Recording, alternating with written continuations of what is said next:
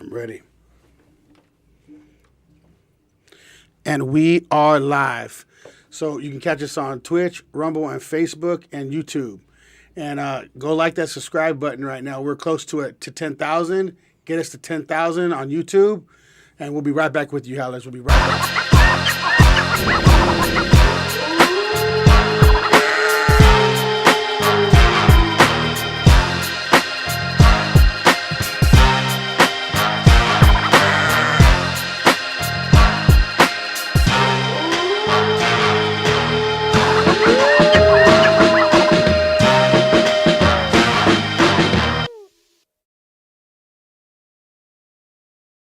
YouTube, Rumble, and Facebook. Twitter, and Facebook. Owls of a Bass.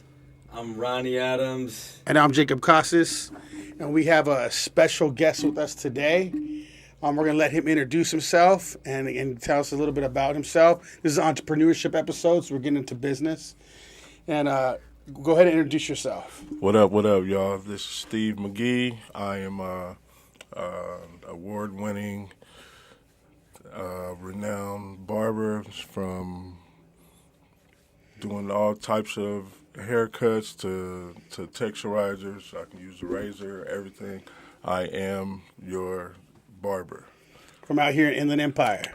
Yeah, right here in the Inland Empire. Right here in the Inland Empire is where it all started. I started at barber school like in Pomona, California. But I've been branded in the Inland Empire for years, over 28 years I've been doing this, man. So tell us about your trophies over here. A trophy case on the table. Well, it started, 2013, 14, up till 2020. The latest one I've got was the most special one to me because you never know who's watching. Because at barbers competitions, everybody's watching, everybody's in your face, like watching you and everything. But this one,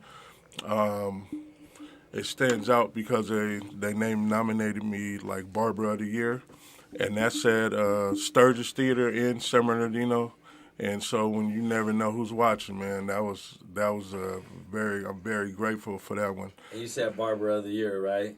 Yes. And what year was that you said? This was just last year. Last year. Oh, yes. damn. How many times have you won that award? Never. I've never been good. Oh, really? Wow. So this that's is one what, of a huge award you just... and so again, I was nominated again this year. So that's big to just being nominated. Okay. So when will we be able to know if you're gonna be Barber? It will be December 3rd at the Sturgis Theater. In December, it's gonna be a very nice event. Shout out to Latrice Christine and all her aspects and everybody that's on her team. She putting on shows. Oh yes, like that. yes, she's most definitely. She putting on something very big that's out here, and people need to jump on. And Okay. People need to understand that. Latrice, shout out to Latrice. Latrice Christine, Christine. What up with you? What up? Thank you House of a again. Pass, we calling out Latrice. So that competition you did, you said this last year or this year? Last year. So you what city was that for? Like, was that for a certain city? It was for summer. It was for the Inland Empire. Yes. Oh, so it was the whole Inland Empire. It was yes. Damn. You have a lot of different barbers come from everywhere. I've seen a barber come from Miami. I've seen a barber come from out of different states. How many barbers you think were there? It was about 20 barbers, at least 20 to 30 barbers. Okay. And then that was, let's see, the year before, that was the one I won. And then this last year, competed and everything. And it was a very good bunch of barbers, established and talented barbers out there. So, yeah. Can we call this show award-winning? Award-winning. That's what we're going to call this show, people. That's a great one. I like that one. Award winning. Yep. Let's do that. That's what we're gonna title this one. I appreciate that. Shout out to Jaquetta Green too, who puts on the barber competitions. Shout out Jaquetta. Yes. She's a good friend of ours. Shea butter, that shea butter good for your skin. That's right. We gotta get Jaquetta on here also. Yeah. She's a business creative mind also. You know? So we brought Steve in here just so you guys know. We brought him in here before. We had some complications with the production before. Now we have Diamond Studios in here killing it, so we don't have to worry about that today. Diamond Studios. Yeah, because we did a whole recording with him, and yeah, we had some complications, so we can bring you back on. Studio looks a little different. Man, the studio looks live. Yeah, because you was here when we first started. Yeah, he was like maybe like a second or third or something. Man, and it still looked like I was in a totally different area. I didn't know where I was at. Yeah. I was like, what? This is dope. So it just keep getting better and better. Oh man, you still got the logo up here, man. Trying to make some things go. The moon. We gotta out the moon. You know what I mean? That's awesome, man. So how you feeling, man? Man, I'm feeling real good, man. You are my barber, so you know they seeing what you've created.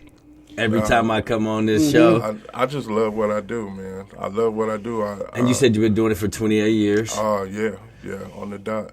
Okay. Yeah. So he's the one that makes Ronnie Adams. You know what I mean? He makes him Ronnie Adams. In studio and out of look studio. At my cut. I didn't get cut today. I was really busy today.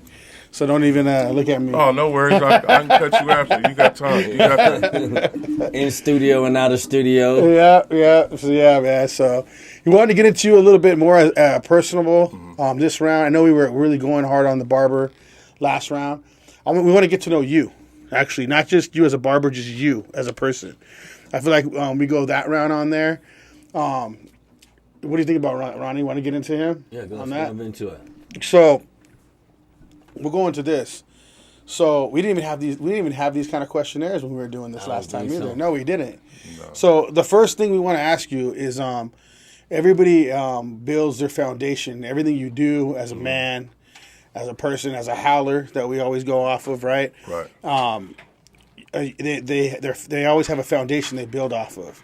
We always say, a God is the foundation. Mm-hmm. So is God in your life? How do you feel about that being your foundation? Do you feel he's your foundation or what do you? Yes, he's my foundation. He's the reason I am. He's the reason I am who I am today. It don't get no better than just putting him first and understanding if you don't put him first in anything you do, it's not going to be like you want it to be. It's not like you're not going to run either a business or anything you're trying to something you're trying to achieve if you don't put him first. Yeah, that's most definitely that comes. That's second nature. That's like for real. I like that. There's something I do want to ask him too, though, about the courageous one. Right. For the simple fact is, you're putting yourself on the line all the time. Yeah. Your craft, your art. Yeah, exactly. So, as a howler, we always say that a howler has to be courageous, and so in order for you to be courageous, you got to conquer fear. Mm-hmm. So, for you to go out there and put yourself out there and win these trophies, I mean, they're critiquing your cut and they're coming at you. Exactly. How does that affect you, and what gives you the courage to do that, to compete like that? Just the fact alone, like from where I started from cutting, and just for someone to say, "Hey, you should be in a barbershop," or you should really think about really making something like this, like a career. And I learned that from going to barber school and a great instructor. He was a very great instructor. He taught me everything I know, and everything he distilled in me, I distill it in my craft. I make it more of my craft, and that's what I make second nature to me, like cutting hair, doing hair, anything that has to do with hair products or anything like that. I put my 110% into it, and because of my family, because I got to provide and take care of that. So, Were you always a competitor though, like even beyond barber? Because you Yeah. go out there, you're competing. These are big deals. You know what I'm Yeah, saying? exactly. So you're a competitive person. Yes, I'm a competitive person, and I like to get I guess get my nails dirty, and Yeah. and you know how they call like a green thumb, like somebody's in the garden. I have a black thumb because I get hair under my nails. So that's what I call it, But it's very important to me to really get out there and be myself in what I love to do. And once I start loving what I was doing in my craft, it made it so much easier. And I think of what was instilled in me. It was called repo. So it's a repetition, easy, pleasure, often habit. So once you start doing something repetitively, it's going to become easy. And then as it becomes easy, it becomes a pleasure to you. So you please yourself and you please others in what you do. And once you do it often it becomes habit, and that's where it becomes second nature to you, or especially to me, because that's how I build up more of a foundation around what I do for a living. That's good though. I mean, be competitive in what you do, and that's crazy. They have trophies and all that for that. You know what I mean? Like, and that's art, because you guys, it ain't the same. Like we were talking about before, it ain't the same as before. Like, I mean, they take forever on my beard and stuff like that, man. You know what I mean? I'm sitting there like, damn. But like, I'm telling to hurry up because it looks dope like when it's done. Right, yeah. So you're like, I'm just gonna shut up and let him take his time. Sometimes, because afterwards you're like, damn, all right, like it was worth the wait. I don't care what y'all talking about. I look good as hell, and my barber gonna take 2 hours. I got places to be, so if you're taking 2 hours on my head, I don't know what the hell you talking about. You need to come see the champ. Tap in. You need to come see the champ. You talking about 2 hours on Chat. my head. I like that one. The chat. Shit. Knocking fools out right here. And What was critical? I don't mean to cut you off. Go ahead. What was critical that I caught in this whole conversation that you said that, even that Jacob talking about being competitive. Before you talking about being competitive, you talking about I do this for my family. That was first. Most definitely. So even us men, it's huge that we understand that we not even just being competitive in what we do out there on our jobs. Most definitely, yeah. But we're being competitive, for our families. You know what I mean? I like that. The most. Exactly. You know what I mean? I'm not doing this for my, being competitive. It's not just for It's just for that, just to be the best at what I do. I'm not trying to be the best basketball player in the world. I am, but I'm doing this for my family. Exactly. So like when you do something for your family, it actually gives you a bigger push. Yes, like a real competitor. That's the greatest push.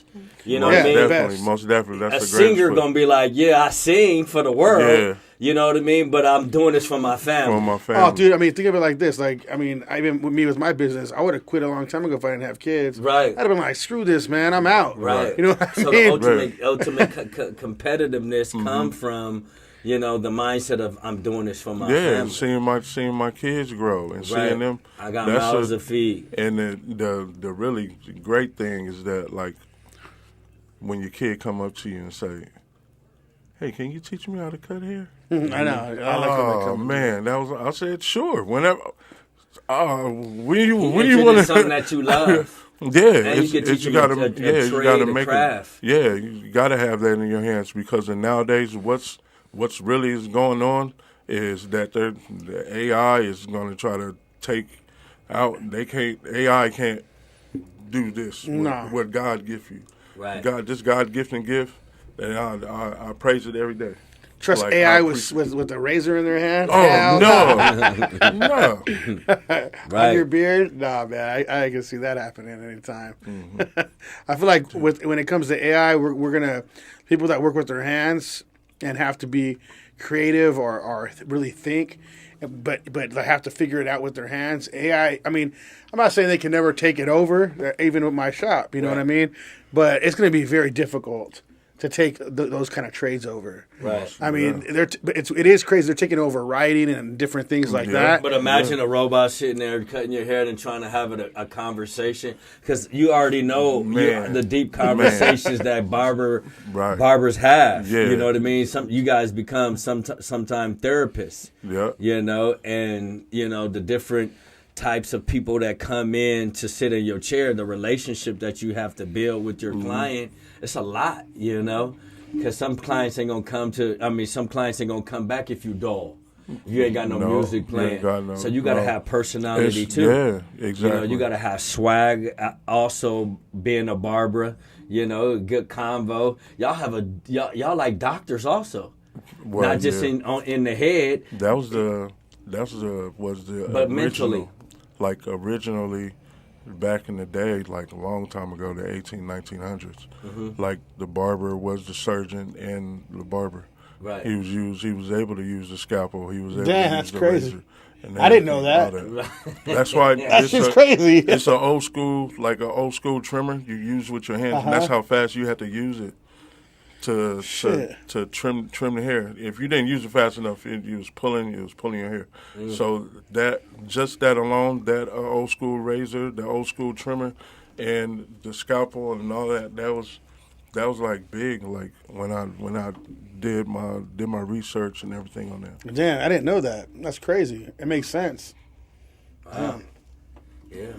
So the doctors got to be surgeons. They got to be hairstylists. They got to be therapists. There was everything. You know what I mean? They got to be was everything. like the blacksmith made everything. Blacksmith made iron. Do you made feel swords. that way too when people come to your shop to sit down in your chair? Mm-hmm. You know, do you feel like you have to be like more than just a barber to some of your clients? Well, at the same time as it's therapy.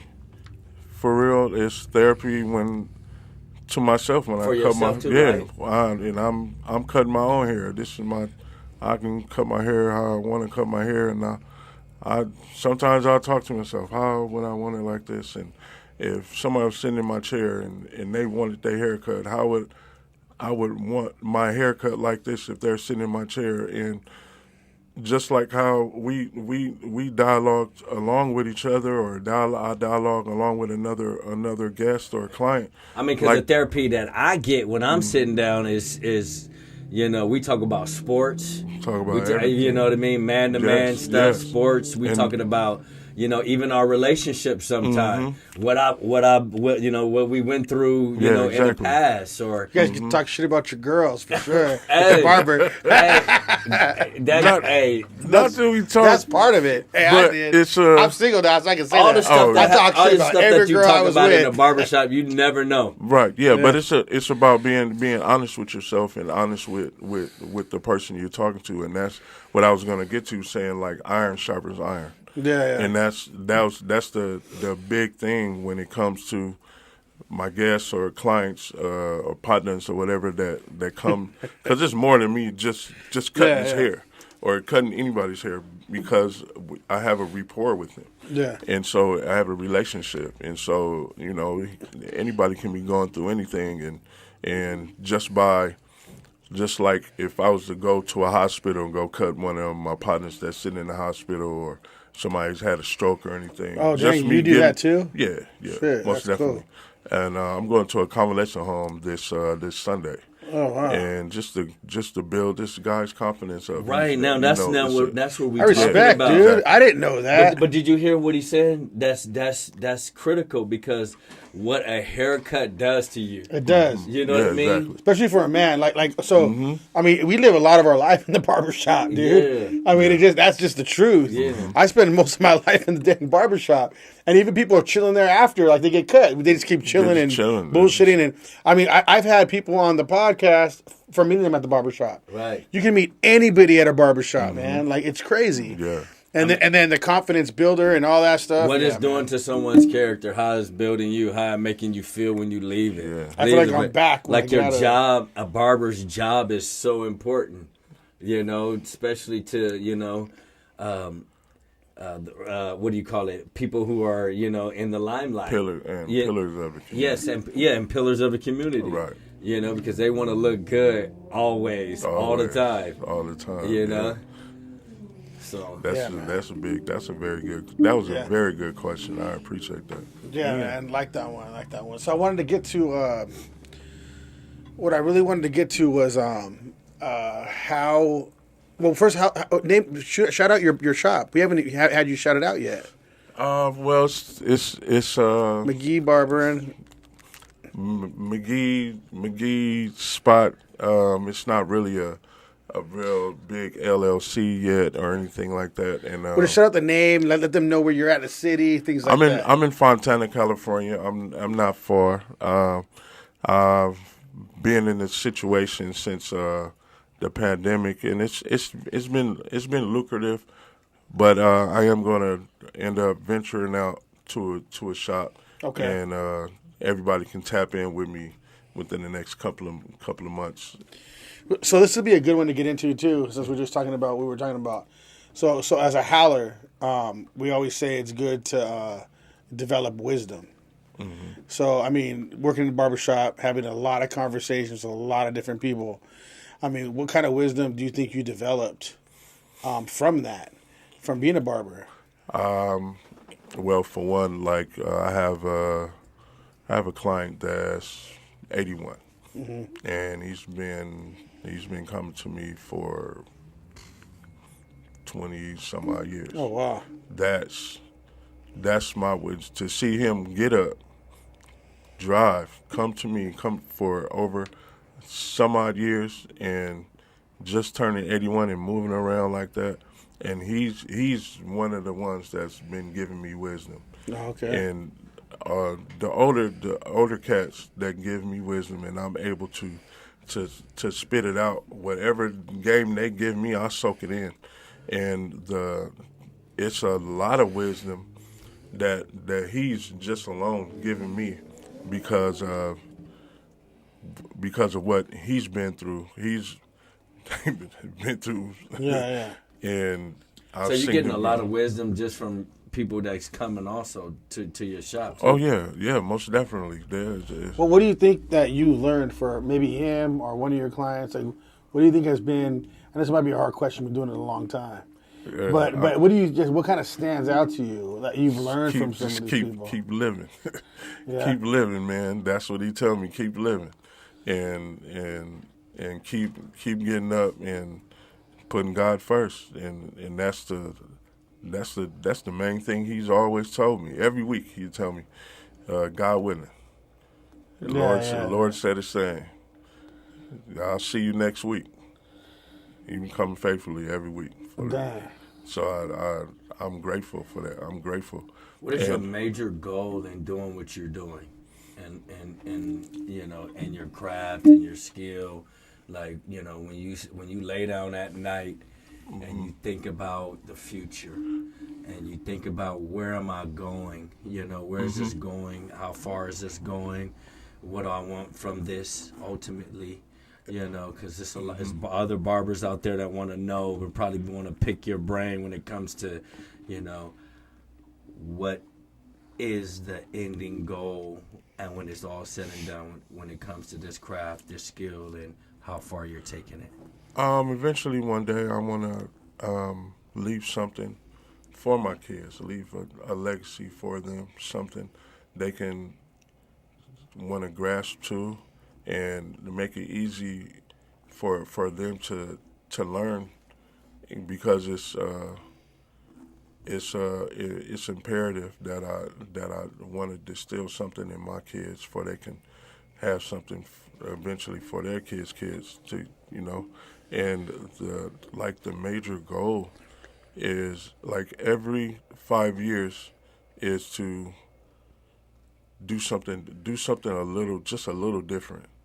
Do something to change a habit, change how you want to live your life and the lifestyle that you want. Every 5 years, I change something up. So this year will be coming up on the next 5 years since I've started.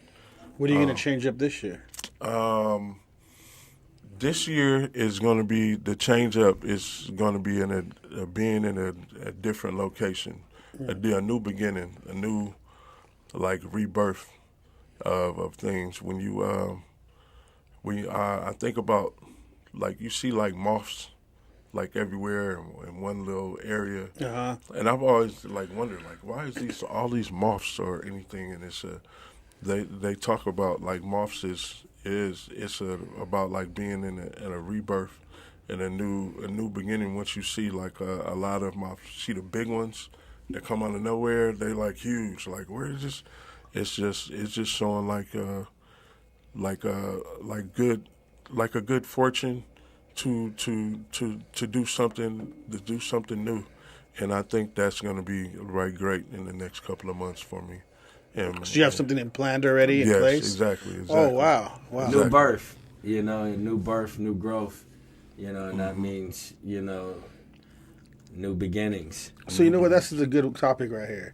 So I mean, as a man, first of all, change is hard, especially when as just personally as a person, when you're doing the same thing for so long.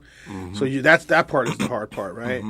But for a man too, knowing you have income coming in already, but knowing that you want to step your game up, because every man wants to step their game up in anything they do in business, whatever the case is. Right. And if they get complacent, they start getting restless. You know what I mean? Like these kids, like I need to do something more. Right. So as a man, you wanna change it up, and now you're saying this is the time. So what is going through your mind? Like we're on a podcast, we can be honest with this one. Like what goes through your head? Like fear. Does fear go through you? Does being anxious? Like what are you feeling inside for this next step? The anxiety, the getting anxious of being able to get to a new beginning, and just is when I heard the news, and I'm getting the okay for this next movement. I was excited. I was ecstatic about it, and so I know what I'm preparing myself for. Yeah. I know when you know what you're preparing yourself for, and you putting your ducks in a row for this moment. For this moment is going to come, and it's going to happen. It's going to be big.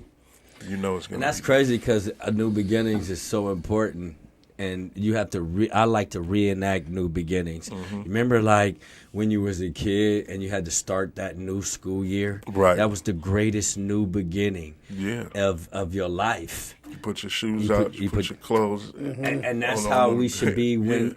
That's what we should look forward to. Like you said, every 5 years. Yeah. You know what I mean? That's important. If y'all not looking for something new or preparation, especially in your adulthood. Men. Yeah, men.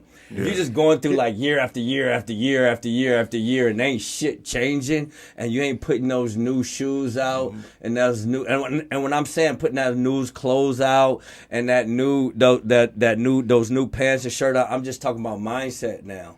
And then you got to look at it as a theory. This is a theory that we're trying to show you.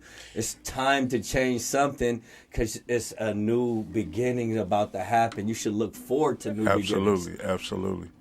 And that's what keeps me going. That's what keeps me going. And like what's next?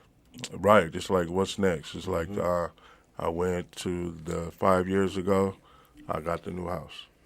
So now I'm in the new house for almost 5 years. Right. So what's the next step? No, I don't have to try to get another new home.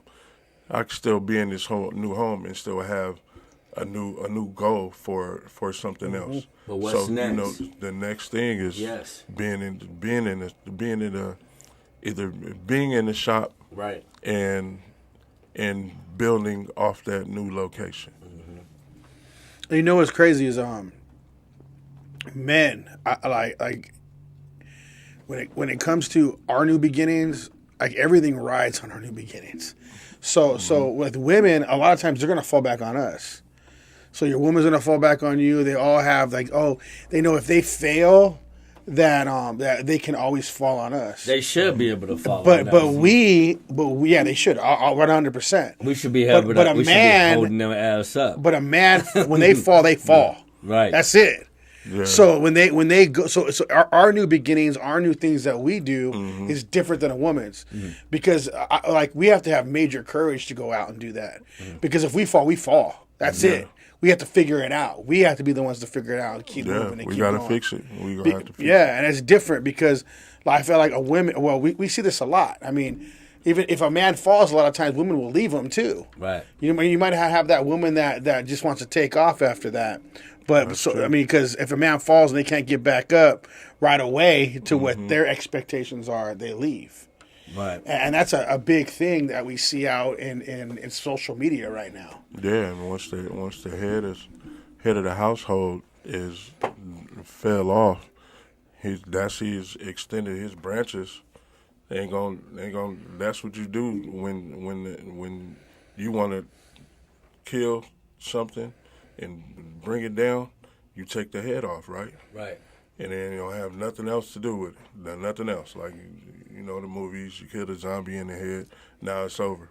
Now you do that to a man, and everything's gonna shut down. Family, everything shuts down. Everything's gonna break down like dominoes. So you wanna be able to keep your head up and keep focused. As long as a man stays focused in his craft and stay focused in what he really wants, he'll be all right. Yeah. So you saying that these men and y'all gonna get me stirred up? I feel like we should. This is a topic. This is definitely a topic we should talk about. Y'all gonna get me stirred up. So I want our viewers to understand too, and to see. I know there's more than one way men can fall, but like the men, you said men typically fall when they lose focus. Yeah. You know, and that I had to catch that part, you know, because I do believe that it's like, and it starts not as a man, it starts as a child. You know, when children are growing up, there's not a man there to keep the child focused, to keep this young man or this child that has a man inside of him focused. I feel like it's ego and focus too. Like it could be both. Like people get ego. Like people. So they fall when they get egotistic. Pride pride before the fall. Right. So that too, people get prideful. We let things get to us. Where it could be money, power, whatever it is. Yes. Status, all that. Some people take different ones, and then they can have a business that's making literally couple $1 million. But losing focus is the prior is the main reason why most people fall. Yeah, because if you the majority, I would say 95% of men fall because they lose focus. Whether if you're on drugs, alcohol, not going to work, mental health, not going to school, not listening, not paying attention, not researching, all this shit gonna cause you to lose focus. Mental health is mental very health. Important you too. know what I mean? So not having focus, you know, losing faith, your hope. You know what I mean? These things are crucial to what you said. That's why I said, hold up. You know, that's probably that is probably the main root why men, even out there that are sleeping on the couch, not doing shit, because you're on lost focus. You know what I mean? You're on lost focus. You know what's crazy though is I believe this because I've seen it a lot. So I said sleeping on the couch because you ain't got no bed to sleep on. That's losing focus. It ain't funny, but that's real. That's real. Get focused and get your ass up. Yeah, we know a lot of people like that too. So like, but what I mean is like I feel like what I'm thinking right now, what just kind of came to me is generally I feel like a lot of people in careers are that have jobs. That's their main thing is losing focus. I feel like entrepreneurs is ego and pride. So I've seen so many entrepreneurs that I would be like, man, I'm never going to be like that guy. I do not want to turn into that guy. Right. And I could even see myself, especially when I first started this business, I could see myself kind of coming that route And then I was like, I seen somebody like just been doing this like 10 years, and I was just starting. I was like, man, I don't want to become that dude. What the hell? And I hear you, but sometimes we got to understand. A lot of us do have to have ego, and we have to have like pride. It's good ego and there's good pride. So we can't just cut like, oh, you can't have ego or you can't have pride. That's why the word ego is there. Right now, if you're egotistic. That's when and that's all when the time, changed. like everything has to be ego. Look at me. No, I don't know. And those are the people that I saw actually fall. Mm-hmm. I don't know a lot of people that's never had an ego and was unsuccessful. Right. It's a lot of successful people who's had to. You better have some. Yeah. Shit, you better. Ego, confidence, something like that. That's confidence. You better now, have it. There's a difference between confidence and cocky. Yeah. And then you better. It's okay to be cocky too. And I feel like you could be cocky too. Yeah. But there's a point where this is how I think. Like when you come like egotistic. What it is test it. Can y'all get? I can hear you. All right. So when you have, I think what happens is when you have too many yes men around you, and I think that everything you say is like yes, you're right. And at the same time you push all the people because there's another guy that I was. You could lose like that for sure. Oh, you'll lose. Right. You're gonna lose. You could lose. Yeah, because I seen a few actually business owners. You won't grow. Lose because of that. They didn't grow either. You they can't stayed grow the same. like that. And I seen them lose their businesses. Over time, and they're gone, and they were in business a pretty good amount of time, and they lost their businesses, but it's because they want to be around people like they basically worship them. Yeah. You know what I mean? I think as a business owner, you should surround yourself with people that are better than you, that have their businesses they're further than yours. They have more experience. You have all that stuff, and you can learn from them. And that's what I feel like I haven't been doing that lately. And I needed to, and I've been doing it. I've been going to these certain networking events, and I've been seeing this, and I'm like, wow, I need to get back on track doing that because I've been I feel like I was kind of getting stagnant, and I got to get myself more like, I feel like sharpen up. I got to sharpen up. Yeah, and that's, you know what I mean. And that's what I like. This is very big. I really like this because. This is where the iron sharpens iron, and this is what's really big. Like I was talking about mental health, and with men, period. No matter what color you are, it's good to have these conversations and be honest about yourself and be honest and tell people each other like, hey man, we are here for you. Hey, well, no matter what you're going through, we here for you. And this is very big. You putting little me on your podcast, and now this is big. This what kind of you don't understand how much confidence this builds in me to go out there and keep going and keep doing this, and this is what I love. I love this. I appreciate that. I got two things. I do. Go ahead. The first thing I want business owners to realize what Jacob was saying in the beginning. I mean, what he was what he was conveying to us. He said that business owners, you got to be careful just having yes men around you, and it's hard to grow that way because if no one is helping you correct, or no one is saying, no, this is where I think that we should do it better, or this is what we're doing wrong, boss, but the boss wants everybody just to praise him to say, I'm doing or I'm making all the right decisions when, no boss is making all the right decisions. We all need help. And if they are, then they got the wrong people working. They got the wrong people working for real. Because at the end of the day, I'm always asking and people like, what do you think I should do, or how I should do this, or I've done this. What way should I do it now? Well, what's even crazier, this is what I've been finding too. I've been going to, I'm just going to be transparent. I've been going to networking events with other business owners, everyone, right?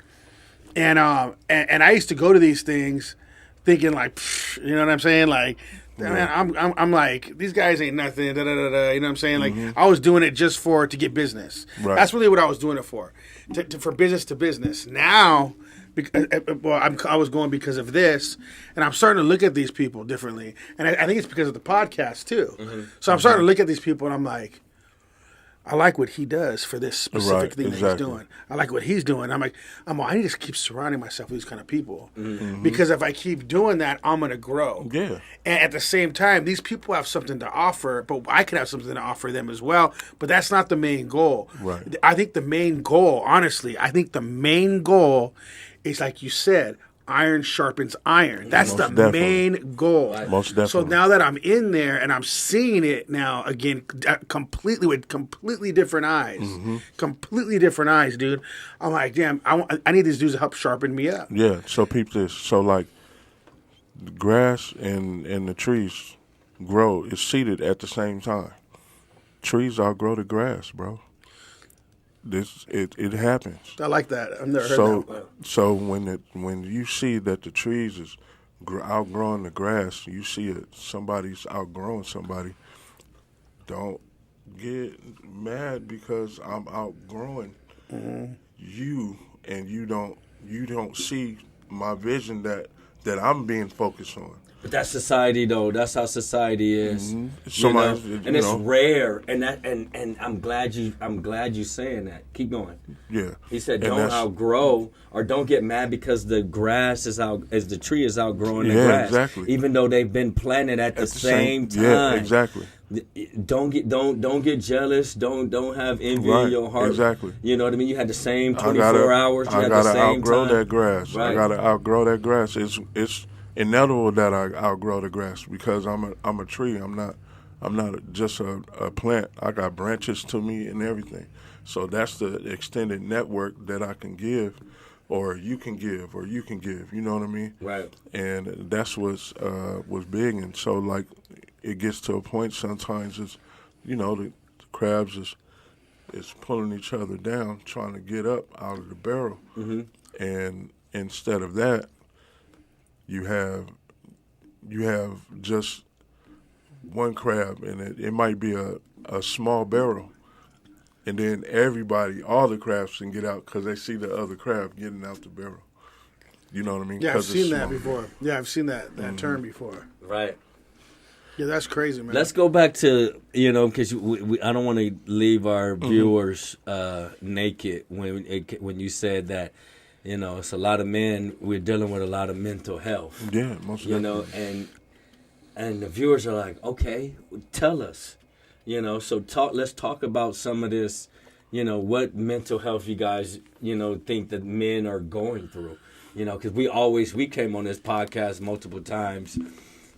And we said, a lot of men all over the world, and you hear this all the time, men are going through mental health, and we're still quiet. No one is saying, like, what kind of mental health are we going through? Like, what type of mental health is it? And I guess it's saying that, in general, all of us, our men are going through most of the majority of the same mental health issues. Yeah. So let's talk about some of these majority mental health issues that we're going through. It can be financially to where, oh man, I can't get over the hump.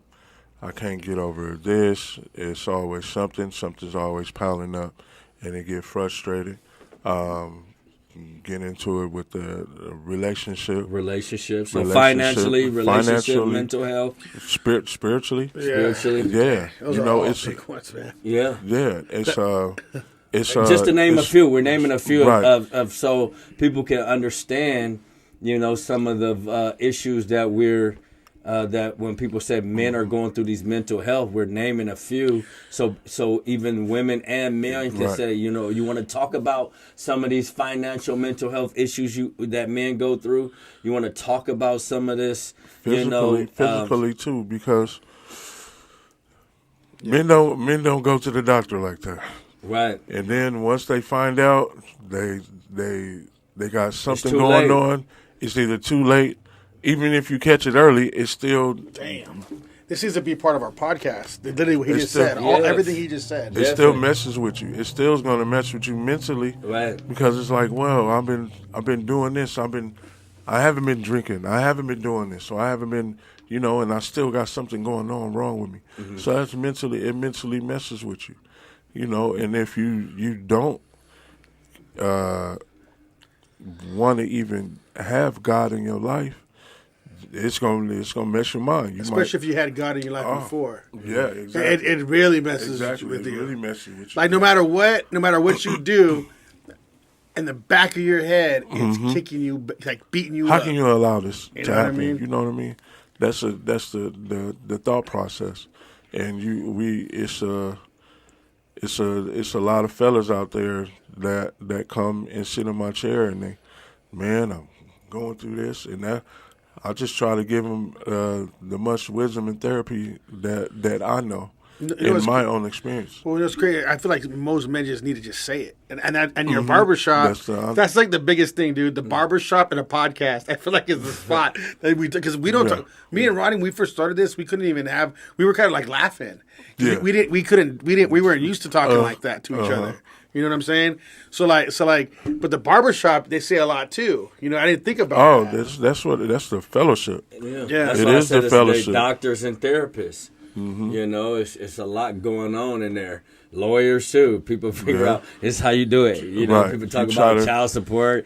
People talk about everything. Oh, man. I feel like barbers know more about a dude than almost even their friends. Because they're telling everything, Everything. like Some marriage people, cheating on, And you can see it and sometimes when they everything. Oh, when they I first hear walk about in the that. door. You know something is going on. When someone's walking, the way they're walking, the way they sit down in the chair. Like, It's like they're waiting for you to say, "Hey, what's going on?" And they just Because men let don't it talk be about out. nothing, man. They keep it. They keep it to we keep A it lot to of men. ourselves.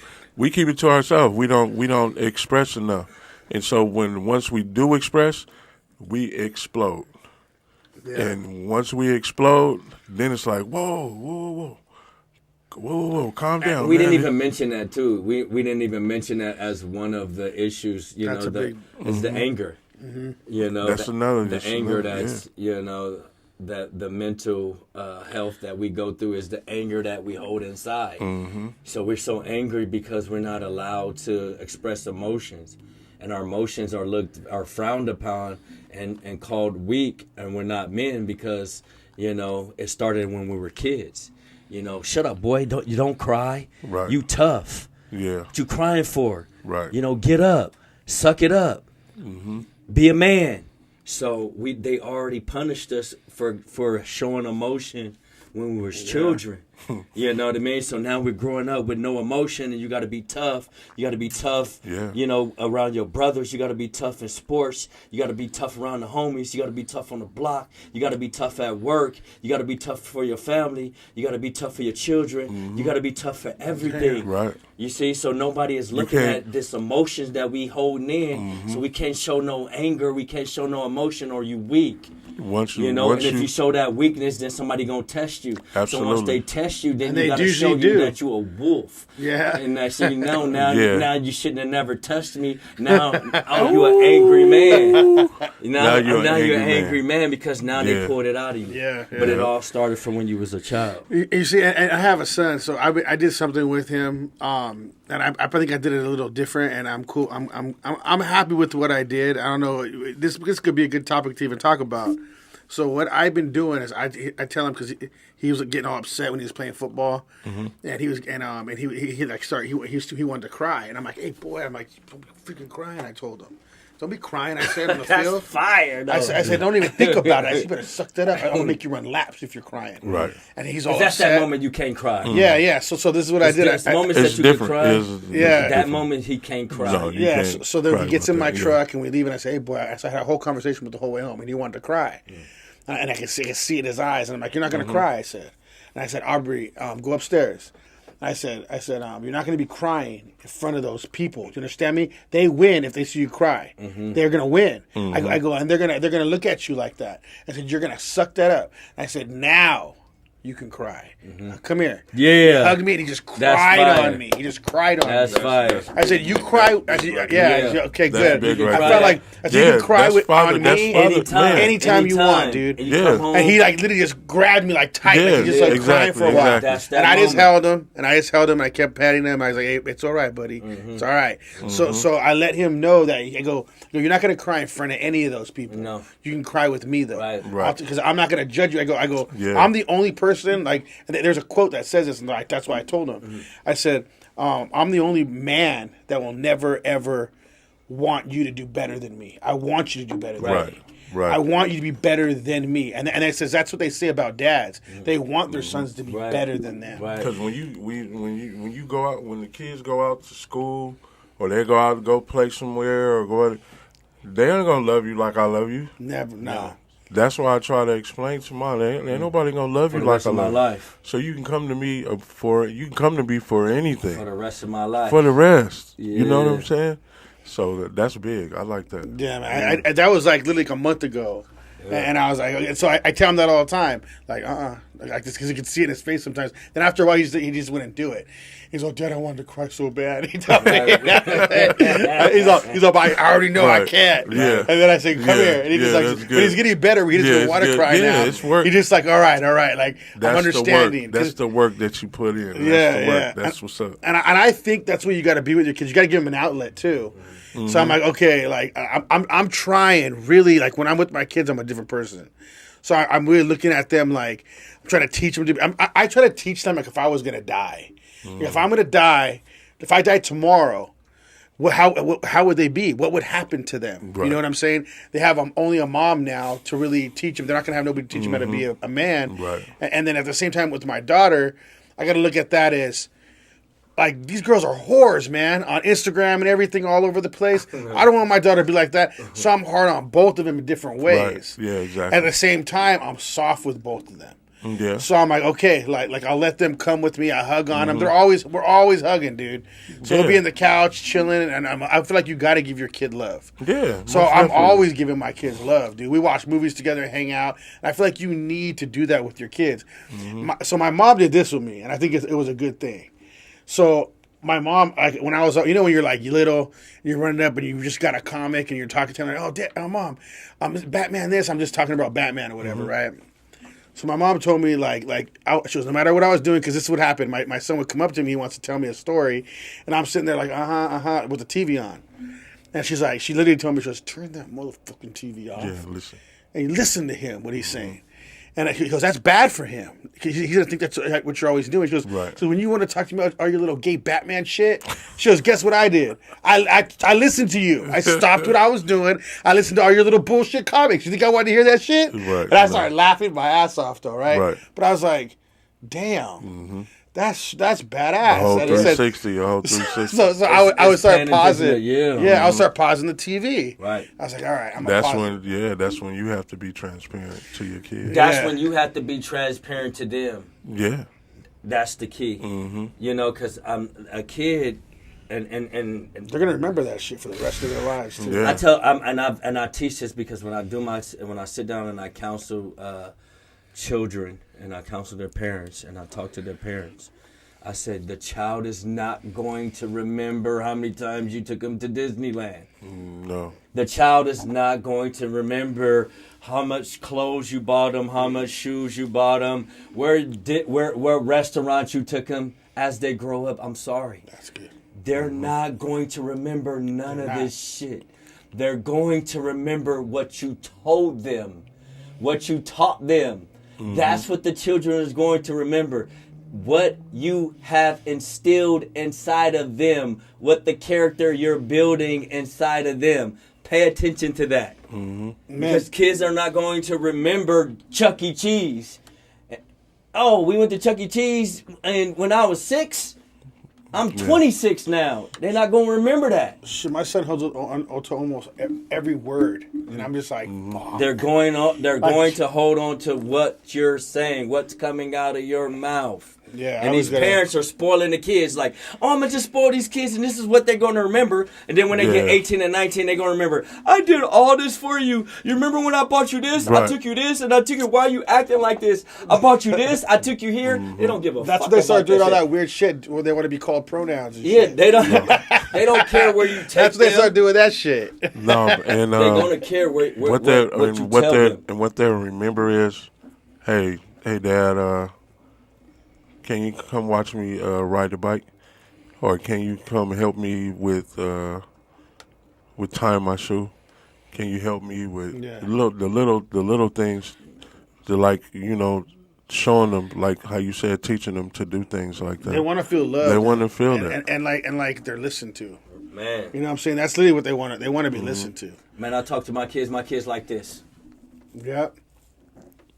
Like this. And you know what's crazy? Like, since we've had this podcast, I get even more like into it with them now. I make sure that like because you talk about it now. It's like it's being talked about with other people. Right. So you're like, hey, focus. You know what I'm saying? Like, Right, exactly. I'm trying to make sure I focus on what they're doing, because I mean, at the end of the day, dude, our lives are we're already a certain age. Yeah. It's these guys that they're taking our name and everything, and You got to remember what these kids are doing the most. So they're not going to events the most. They're looking at the games. They're watching TV. They're watching YouTube. They're watching stuff. They're listening to stuff. This is what's the most impact in children's that's life. their parent. Right, That's their parent. Yeah. What they're listening to. So if you're pouring into your children, they're going to be listening, because they're spending most of their time listening to stuff. Right. Exactly. Listening to their tablets, listening to their teachers, listening to. So if you want to get your children's attention, talk to them, goddammit. Yeah. You're not talking to them. Yeah. And shit, You're wondering why they're smoking weed and wondering why they're doing all this shit and wondering why they're going crazy, because you're not talking to them. You don't have a real relationship with your child. Nah, hell no. You know what I mean? Because they would tell you what they're doing. Right. And I ain't saying my children are better than anybody, but I most of the time when I went to ask my children something, they told me. Right. And for one, because I didn't get mad at them when they told me. Yeah. You know what I mean? I exactly. respected that they had the confidence and the trust in their father that they come to me and talk to me and tell me. Shit, I put my son in the corner the other day, 14 years old. Yeah. Put your ass in the corner, boy. Exactly. Him and his sister. He's all 14 and big, playing football in the corner, mad as hell. I don't care as long as you're in my Right. house. You'll be 18 Yeah. in that corner, boy. I don't care. Yeah. You got to communicate with them. You know what I mean? That's why, and that's important, because that's why they wonder, and society is wondering why men are not growing up to be men. Look at their daddies. Yeah, man. Check their daddies out, and people say, "Well, I'd raise them." No, you didn't. You didn't really raise You were them. just there. You was just You there. were just there. Because at the end You of know the what I'm saying? day, you gonna grab that son by his side and say, "You mine."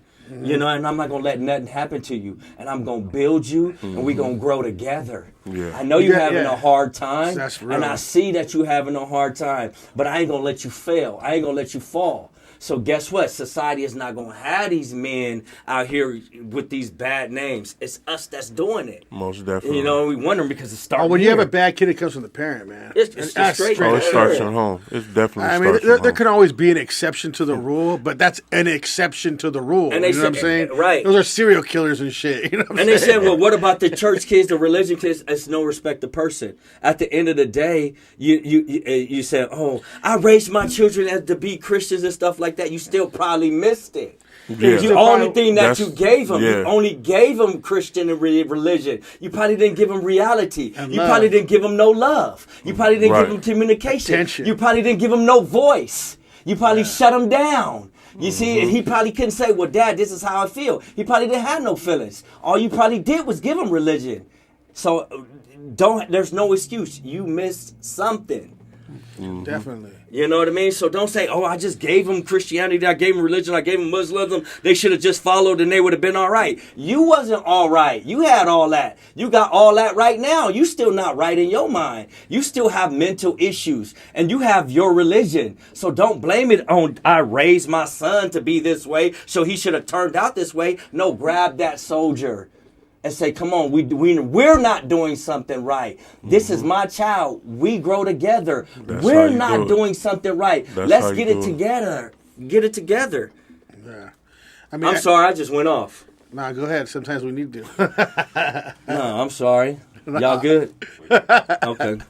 Yeah, man. Yeah. No, that's how it has to be, man. When you have kids. It's enough of this trash. I keep hearing this trash that men are not being men. And yeah, we going through these mental issues, and some of us didn't have somebody to grab us and say this. Right. But we have others to grab and break the cycle. Break the cycle. Let's change what this the norm is. The norm is men ain't shit. And we keep hearing this shit, men ain't shit. So let's change that.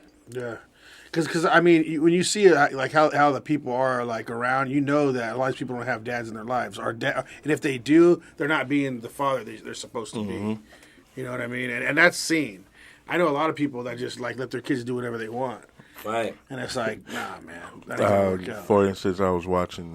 I don't know if y'all seen it, Old Dads. It's on Netflix. Yeah, I did. Oh man. Yeah. The prime example. Prime example. It was funny. You're going to give him back the stick?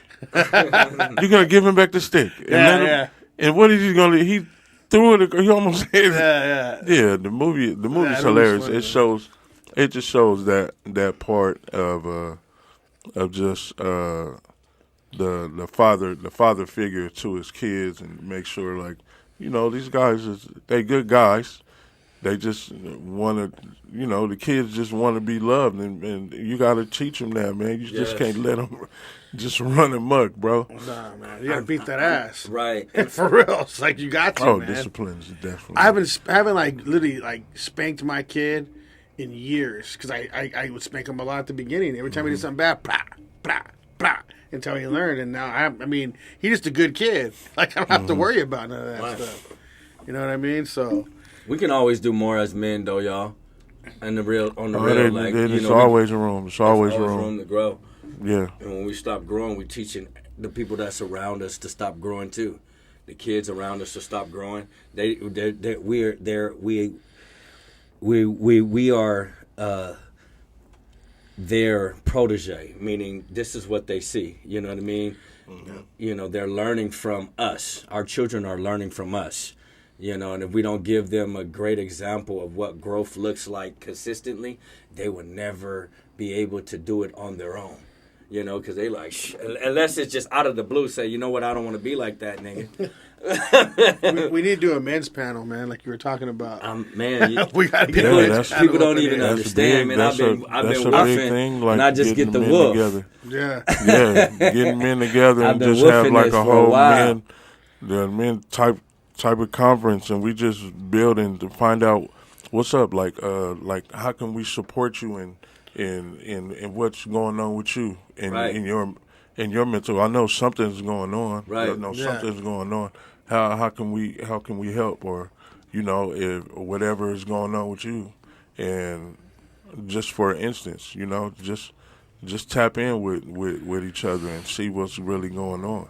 And I think that'll help really big in any community. Right. Yeah. I mean, you don't see that done anywhere, actually. Right. I haven't seen a men's panel on anything. No, because a man can't be transparent. You're definitely not going to be transparent with a woman. And I'm sorry, forgive me, with majority of women. I'm not going to say all women, but most women, you cannot be transparent with me. I'm going to correct that. And I believe a lot of, and the reason why is because women are emotional, and they're going to look at it as if they're the problem because you have a problem. You know, a man has a problem within himself, and they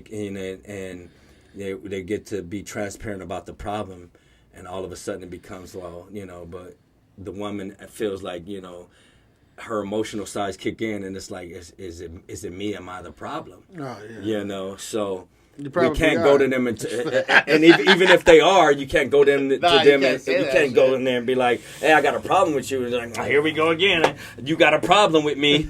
You know what I mean? It's like you always got a problem with me. I can't do nothing right. No, grow the fuck up. None of us are gonna be perfect. There's always gonna be a problem. That's how you're gonna grow.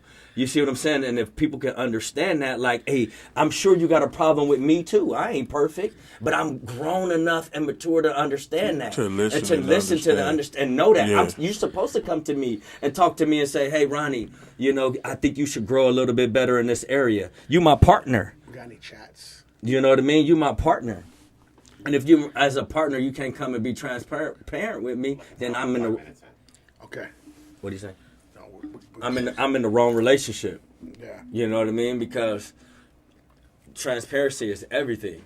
You know, and it's hard to go and be transparent with a woman, you know, because it ends up getting into, you know, an argument or, you know, a defense mode, you know, especially if it's about them. You know, and that's the hardest part. You know, as men, we need somebody to go to and come to and sit down and talk to.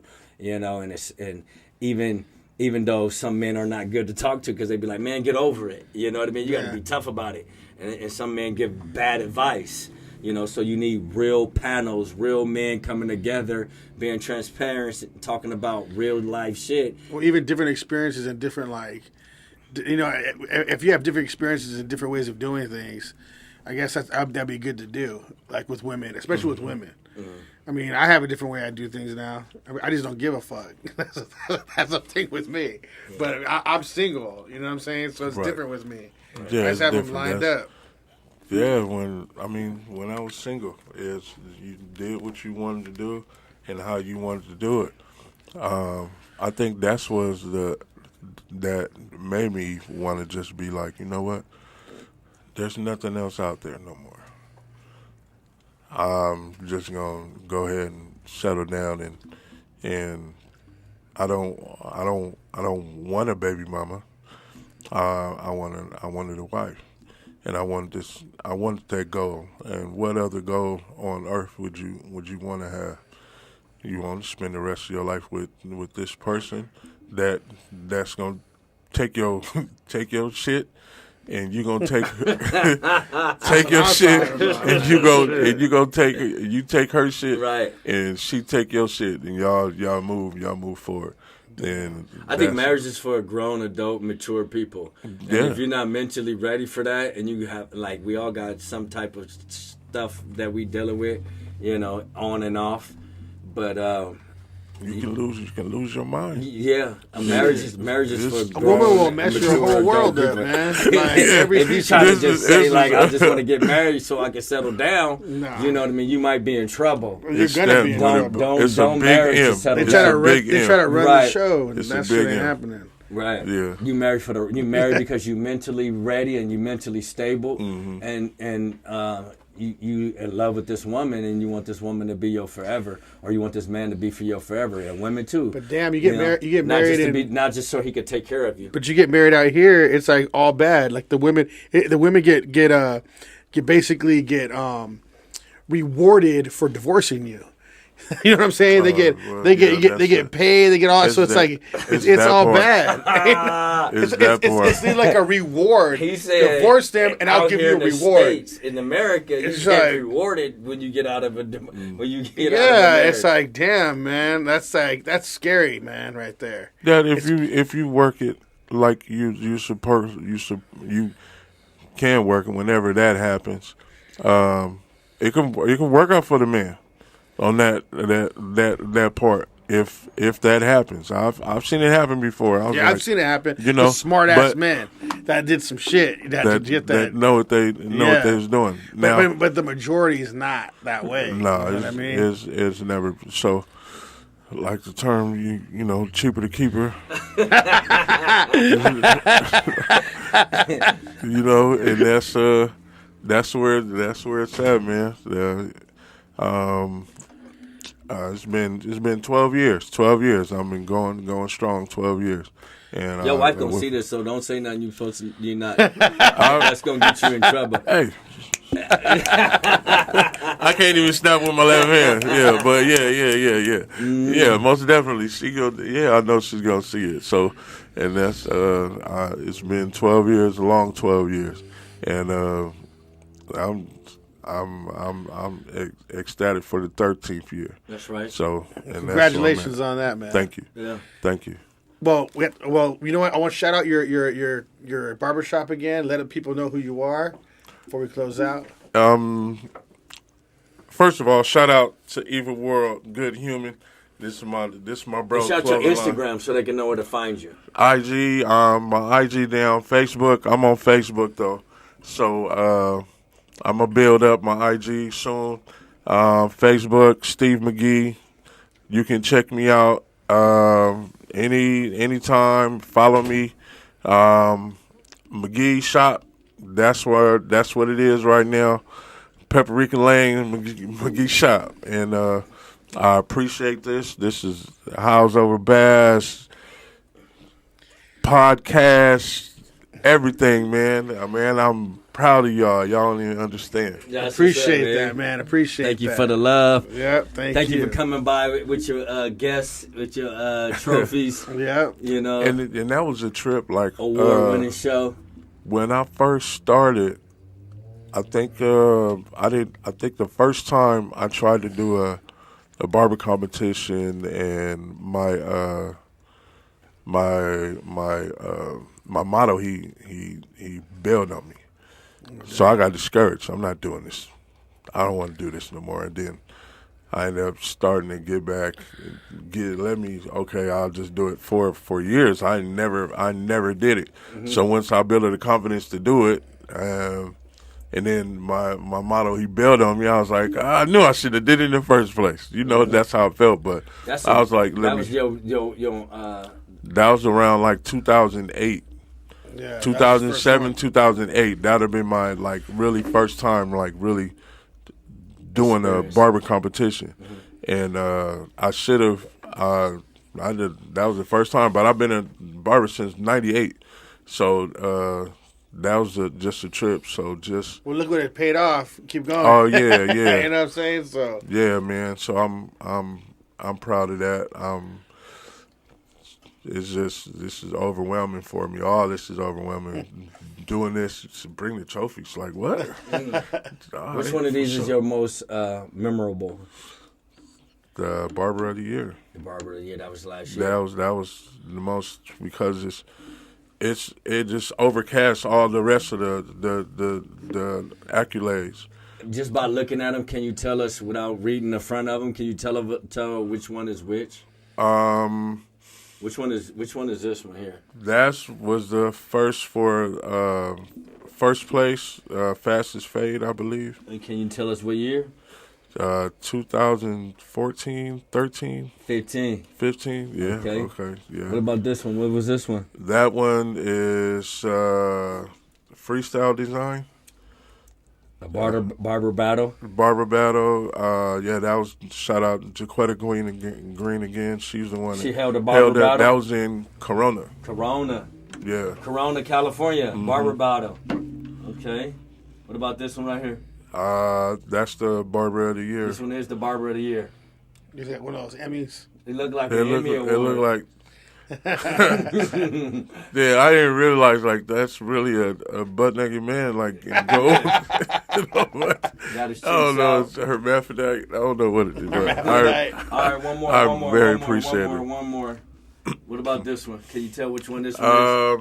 That's the. IE Expo it might be 2016 or 18. 19. Barber Battle Classic 2019. You got third place. Yeah, third place. The third place was probably for fastest fade or freestyle design. Oh, it's freestyle design. Yeah. Oh, okay. You ain't never did no freestyle on my head. You never asked. We out of here, y'all. Thank y'all for watching. Thank you. This episode was called Award Winning. Man, appreciate it. We got down to the nitty gritty, for real. Yeah, we talked about a little bit of everything. We'll be doing this again. For sure. Yeah. House Over Bass. I'm Ronnie Adams. And I'm Jacob Casas, and we're out. We out of here.